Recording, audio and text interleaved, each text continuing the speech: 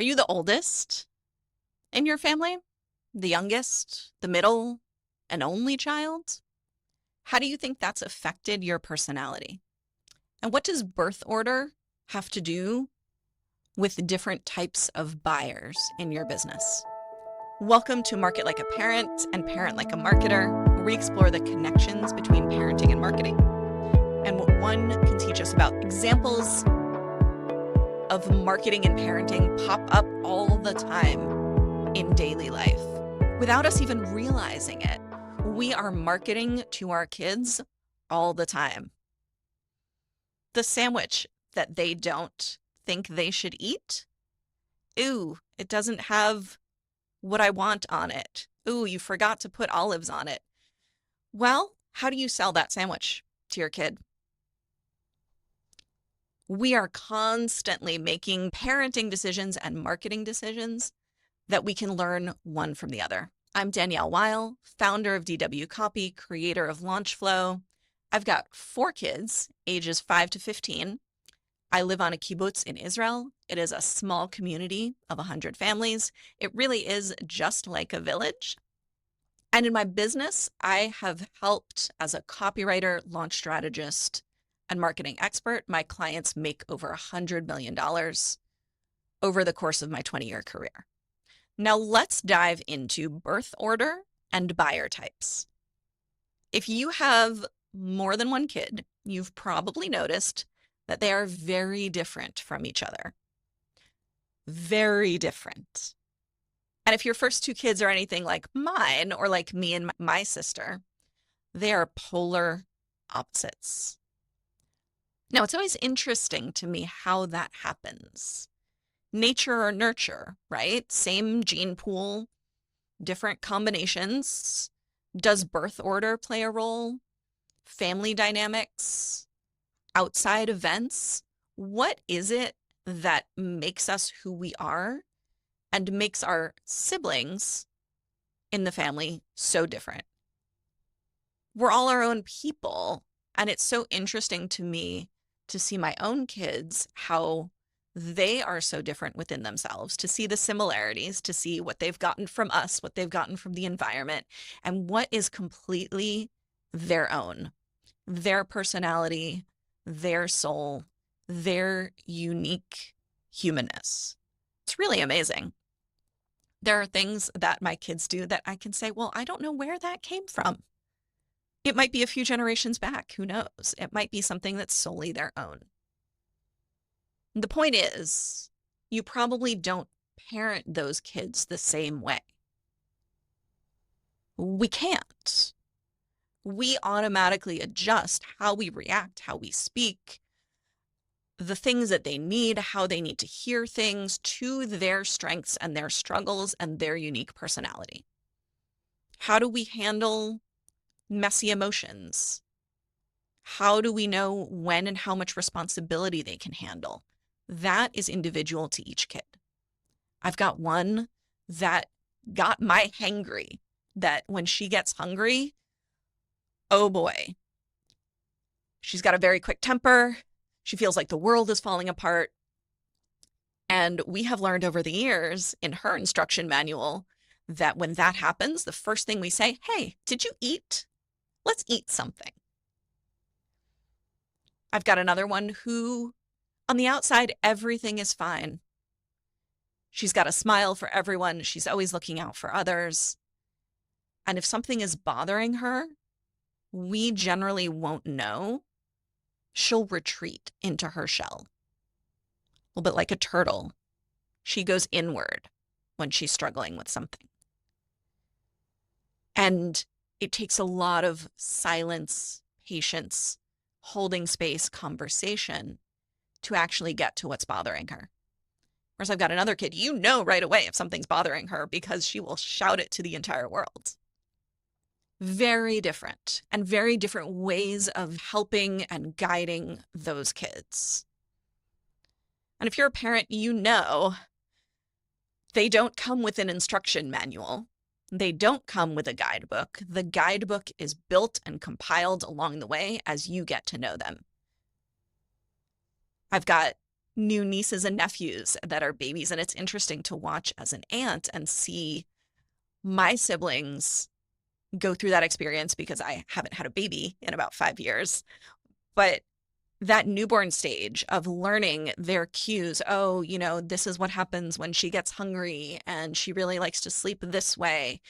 And it starts basically from day one, learning who our kid is and what they need and how to provide those needs for them in the best way possible. Now, I once worked with a team that did something really, really interesting. When a new team member came on board, we took 3 or 4 different personality assessments, and everyone could see everyone else's results. And at a team retreat, they went one step further and actually compiled those results in a little booklet for everyone to have and to take home. So you had your assessment in a little booklet, and we actually did an exercise at the retreat where we had to put together instruction manuals for how to work with us.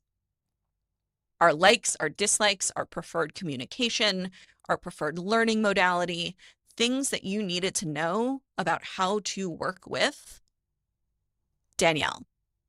I actually thought it was a great idea because those are things that we're naturally trying to learn. We will learn over time as we get to know anybody. Having those things up front speeds up that process, makes that communication easier. Now, our customers are not always going to hand us that information. It would be amazing if they did. It'd be great if, someone put their email address and name in and they signed up for your list and said, well, okay, here is exactly how you should sell to me. You can actually, side note, do some of this with smart, sophisticated quizzes and assessments. So you can ask a question when someone is subscribing to your email list. You can ask them 1 question, 2 questions. You can use a quiz to build your audience, and then you would have that information in your CRM, in your database. If you're at a point where that makes sense, that's something you can do. You can do a survey to your audience to try to get some of this information. We can ask for it. But usually someone walks into your store, someone signs up for your email list, someone's browsing on your website. You're not necessarily going to know what it is that is going to close the sale or get them to take the next step. And not all buyers are created equal. Just like our kids, just like our own unique human personalities, we're all different. And I've studied this, and every time I take a poll of this with colleagues, with my audience, it's true. Some people tend to buy quickly. They vibe with somebody, they make a decision, they're ready, they say, let's go. They make fast decisions. That's in their personality. I've had clients like this that have come in, not known who I was, been a referral, had one conversation and said, hey, let's go. Others will wait for years and years before being ready, if ever. Now, as I'm going through these types, ask yourself, which type are you? How do you tend to buy? Do you make quick decisions? Generally, when it comes to making purchases, some people are motivated by a deadline. Others need to have as much information and detail as they possibly can. Will ask endless questions.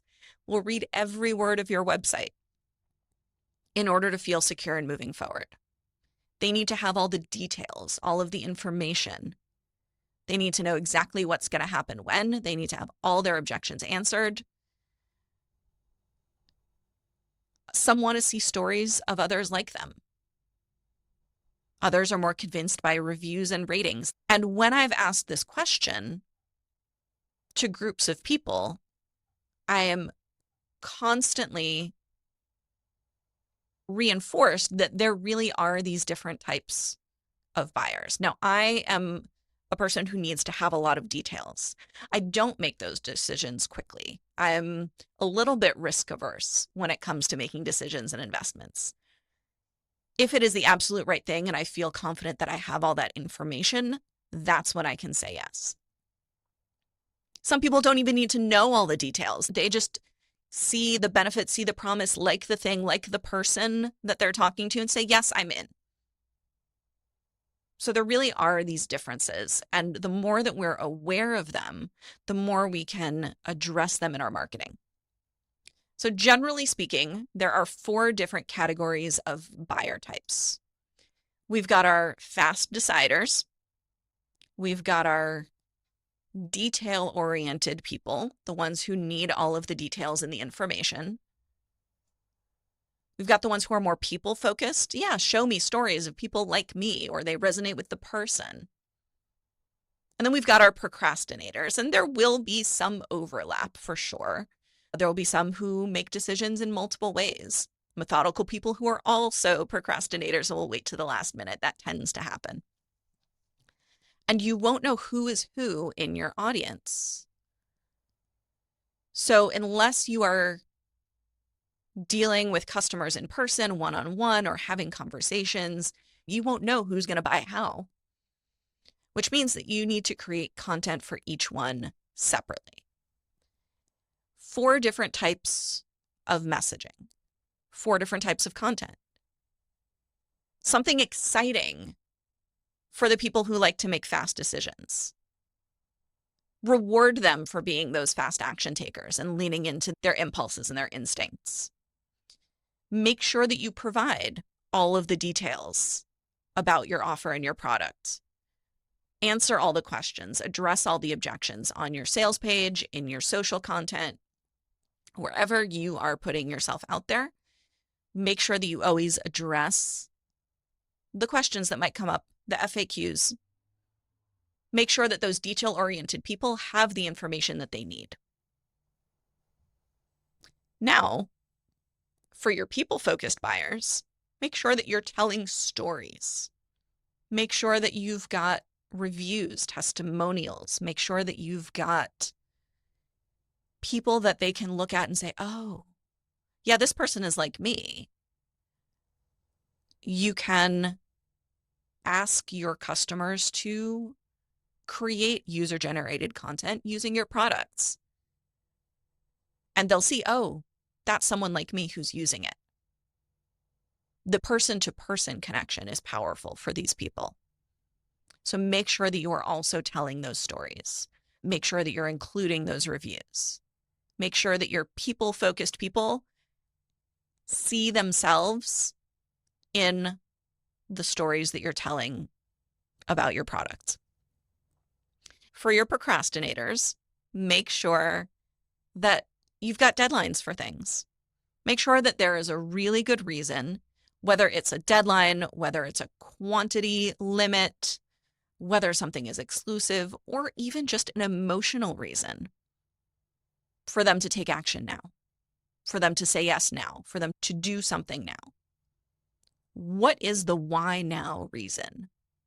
And are you making that why now reason really, really clear in your marketing?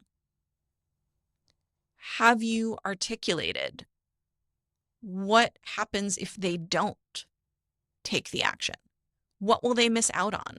What will continue to be the problem in their business? What is the cost of not doing the thing?